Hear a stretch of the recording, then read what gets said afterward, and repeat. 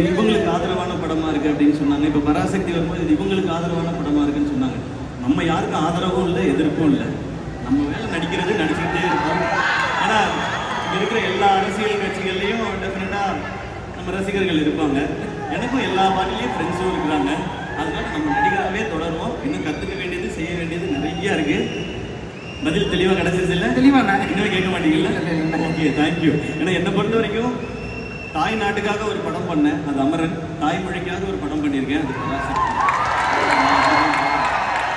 Thank you thank you thank you Vijay bro, thank you Emilin, always amazing. Love you ma'am. Thank you, love you. இங்கே வந்திருக்க என்னுடைய fans and brothers and sisters எல்லாரும் சாப்பிட்டு போங்க, பத்திரமா வீட்டுக்கு போங்க. ஊருக்கு போகிறவங்க போயிட்டு தகவல் சொல்லி விடுங்க.